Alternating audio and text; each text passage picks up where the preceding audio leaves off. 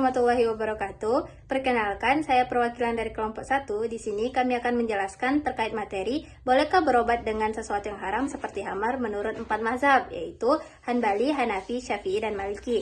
Nah, dan ada beberapa perspektif dari beberapa dosen terkait bolehkah berobat dengan sesuatu yang haram.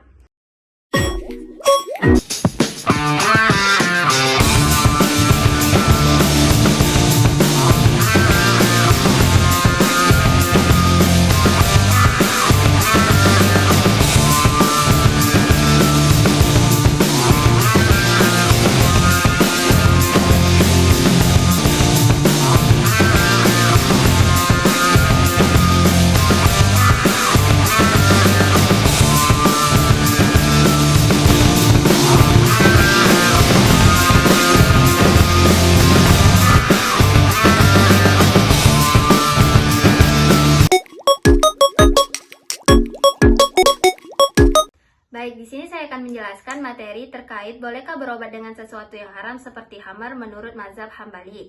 Nah, menurut mazhab Hambali, berobat dengan sesuatu yang haram itu seperti khamar itu tidak diperbolehkan atau haram hukumnya dalam Islam. Tetapi diperbolehkan dengan pertimbangan pada saat kondisi darurat dengan tujuan untuk menyelamatkan jiwa manusia.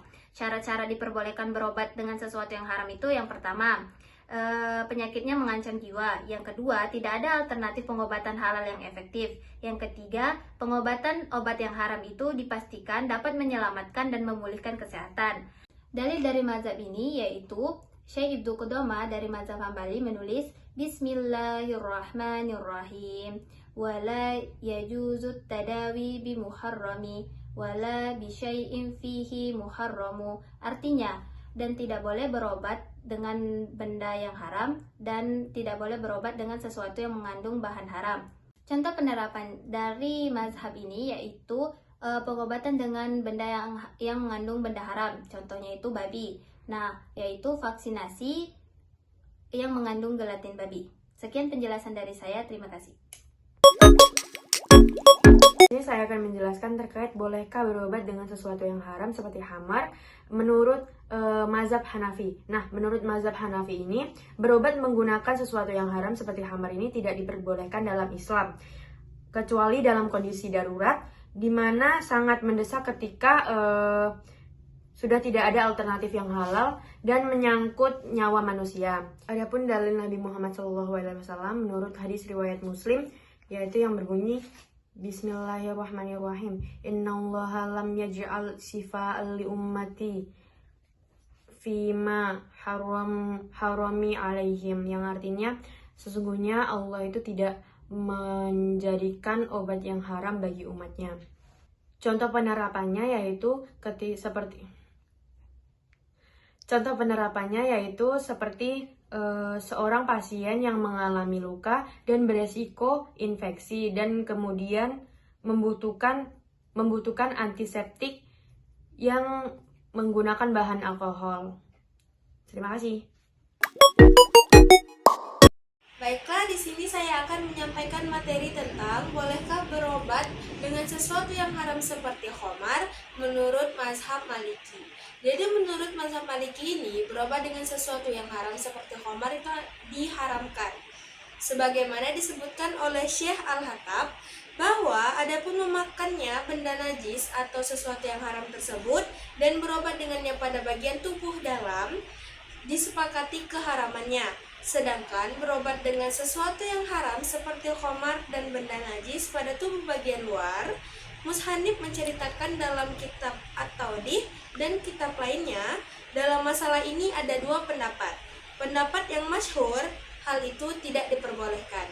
Namun, terdapat keadaan-keadaan darurat yang mana diperbolehkannya sesuatu yang haram ini. Syarat-syaratnya yaitu yang pertama, tidak ada obat halal yang lain yang dapat menggantikannya. Yang kedua, obat-obat haram tersebut tidak untuk dinikmati. Lalu yang ketiga, penggunaannya itu sebagaimana dianjurkan oleh dokter. Baiklah, di sini saya akan menjelaskan bagaimana pandangan mazhab Syafi'i dalam penggunaan benda haram ataupun najis untuk pengobatan. Nah, perlu dipahami bahwa hukum asal keduanya itu tidak diperbolehkan ataupun haram.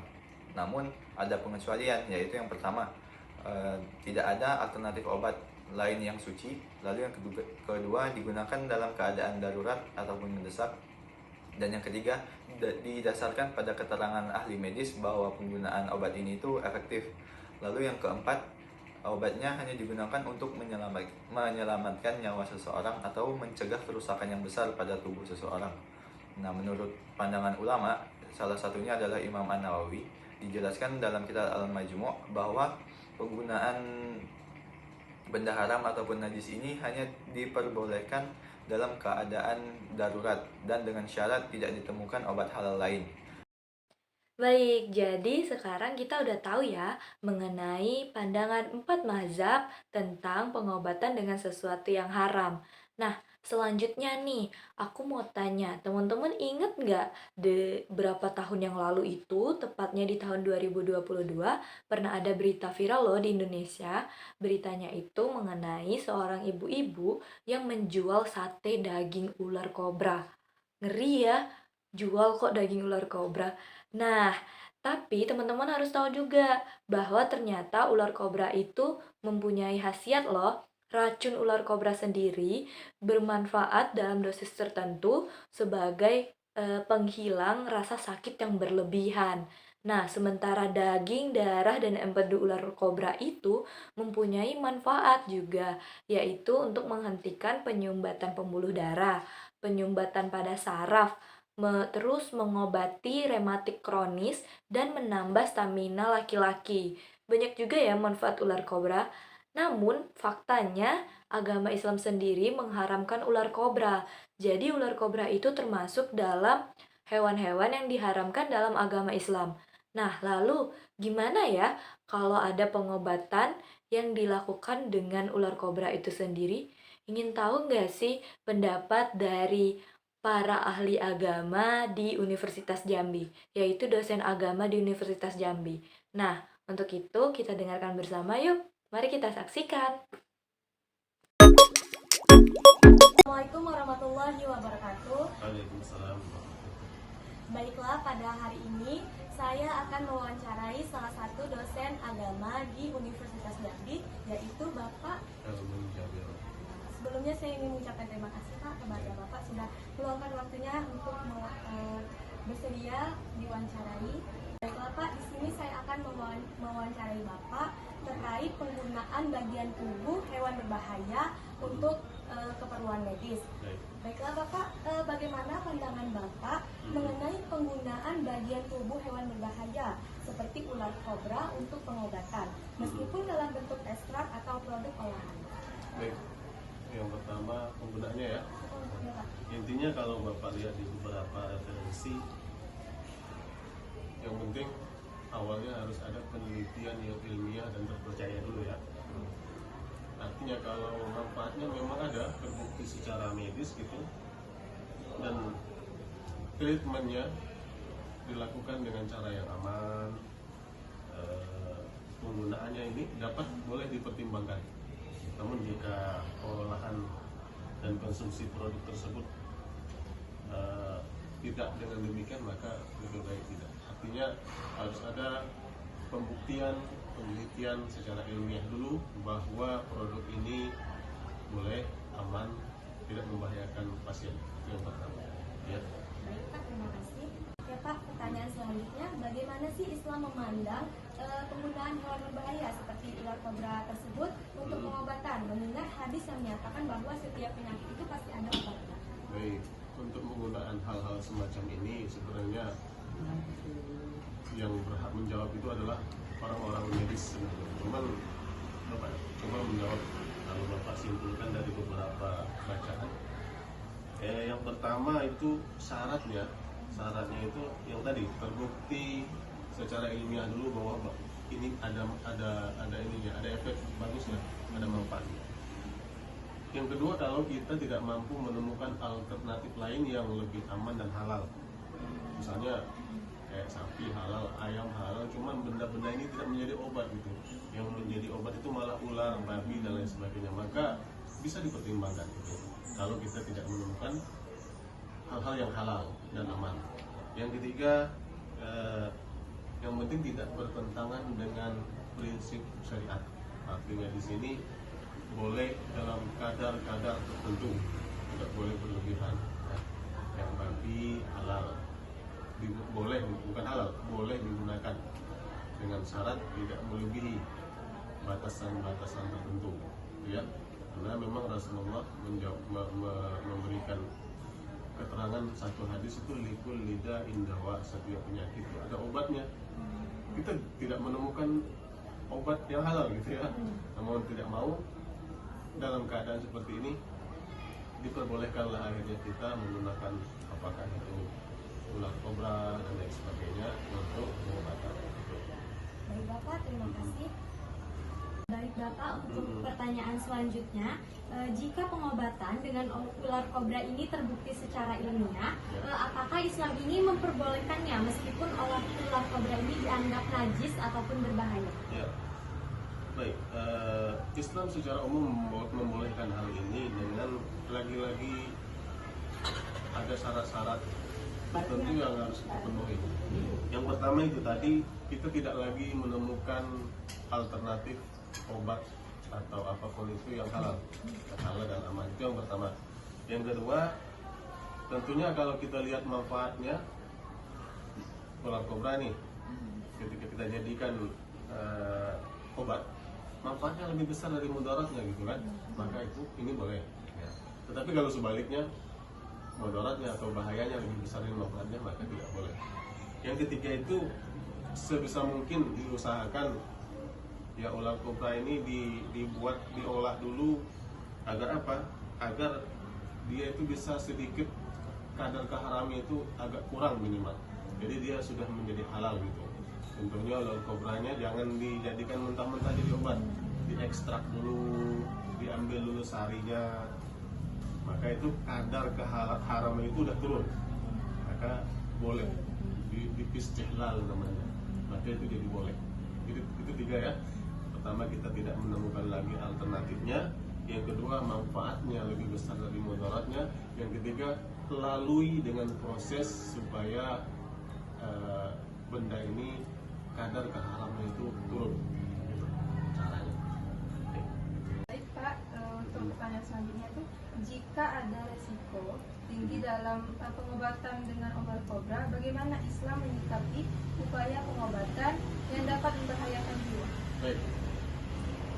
Keselamatan jiwa itu yang paling utama.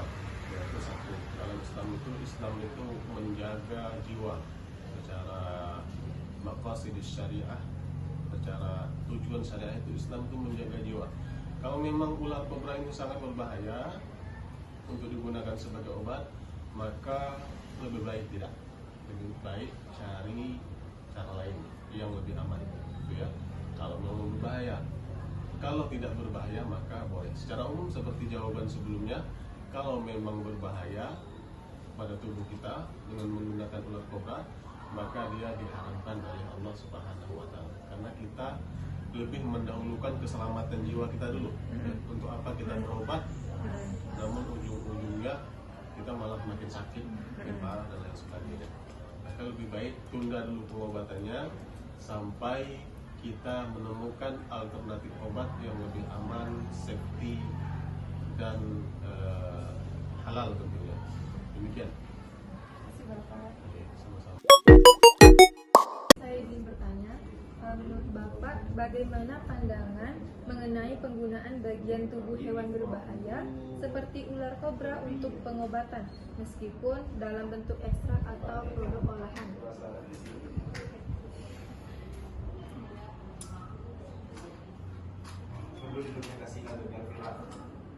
Itu saya kirimkan ini voice biar jelas dia. Baik, mengenai penggunaan hewan-hewan berbahaya dalam pengobatan dalam Islam itu cenderung tergantung hewannya. Kalau hewannya itu haram, maka jenis-jenis konsumsinya pun termasuk pengobatan haram.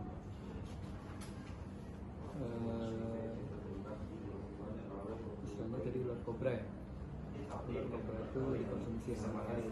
Kenapa dia haram? Karena dia jenis hewan yang diharamkan untuk dikonsumsi.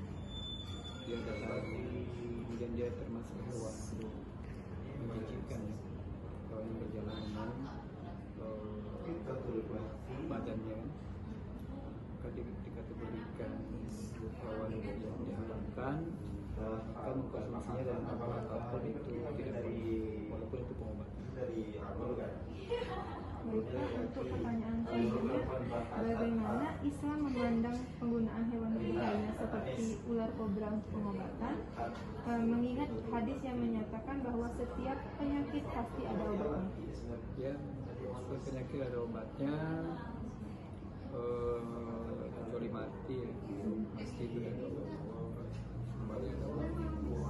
Dan kalau Allah sudah mengatakan setiap penyakit ada obatnya, itu artinya obatnya juga obat yang dihalalkan. Maka ular kobra tadi secara agama dia haram, maka dikonsumsi haram, gitu ya. Nggak tahu, tapi kalau ada pendapat lain, karena kadang-kadang ada pendapat yang mereka itu meringankan, memakai dalil darurat katanya.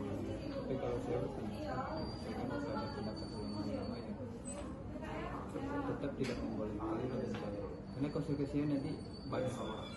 Contohnya gini, ular jika darurat boleh konsumsi, nanti orang akan bilang ya udah berarti narkoba bisa dikonsumsi kalau darurat, itu konsekuensi hukum. Dan nanti ada juga minum-minuman itu halal dia kalau untuk obat tiba-tiba begitu. Padahal zaman Nabi dulu sahabat ketika masih meminum itu sudah bertanya juga sama Nabi, khamar ini kalau sedikit dia menjadi obat Nabi? Itu tetap haram, tidak ada. Kalau barang itu udah haram, maka haram.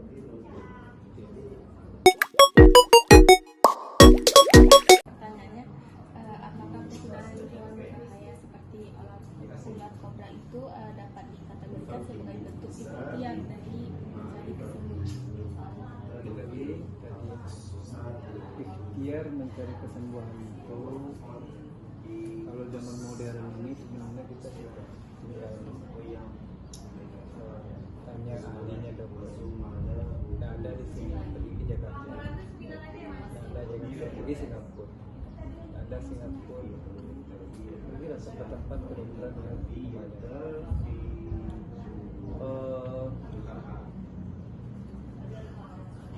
jadi kalau orang beriman maka dia ikhtiarnya harus ikhtiar yang benar. Tapi kalau kita biarkan, kita legalkan dulu, nanti orang-orang akan ujungnya nanti dukun. Kalau memang bentuk ikhtiar, bagi dukun, karena kata orang dukun itu ini bentuk ikhtiar saya. Dukun itu dilarang, maka selama-lamanya tidak boleh kita mendekat saja 40 hari selanjutnya tidak terima, apalagi berobat ke dukun. Nah, bentuk ikhtiar kita harus juga sesuai dengan yang agama kita. Dan biasanya kalau kita ikhtiarnya yang baik-baik, yang suci-suci, yang halal-halal, itu biasanya baik. Dan sebaik-baik orang itu kan juga setelah dia berikhtiar, dia sabar untuknya. Jangan mikir yang aneh-aneh. Sampai orang biasanya ke dukun itu karena putus. Berarti artinya orang yang haram-haram itu biasanya kena putus. Nah, lebih baik yang bersabar dengan penyakit, dosa-dosanya. Efek ganjarannya oleh Allah kan begitu. Pertanyaan selanjutnya, adakah batasan dalam Islam terkait pengobatan yang berisiko tinggi atau potensi Gimana ya? Saya tidak terlalu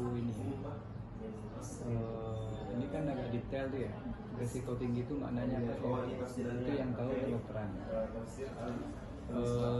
Kalau yang dimaksudkan apakah Islam itu membatasi hewan apa, itu sudah clear ya.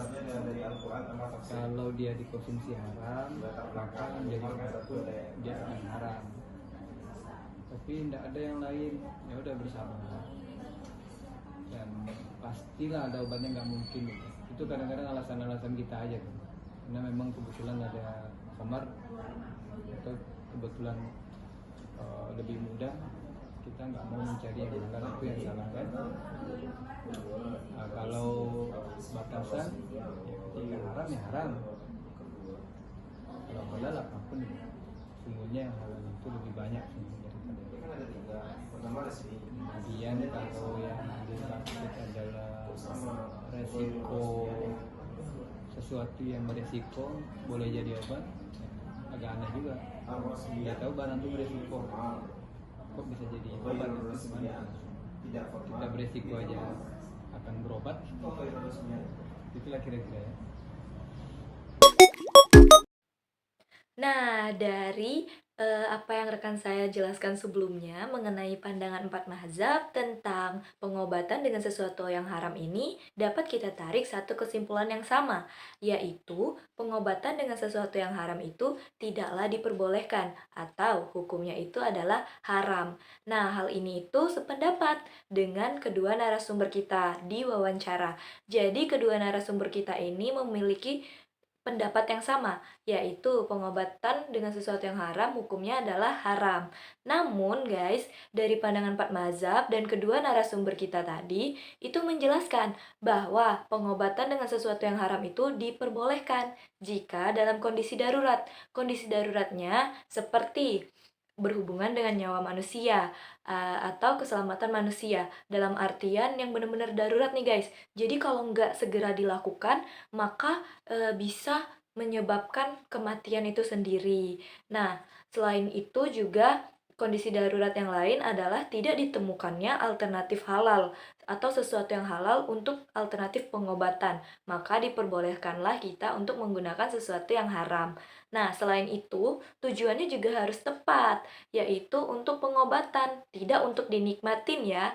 Jadi, kadarnya harus sesuai dengan anjuran dokter, tidak boleh melewati batas. Dan harus diingat bahwa sesungguhnya sesuatu yang halal itu lebih banyak daripada sesuatu yang haram.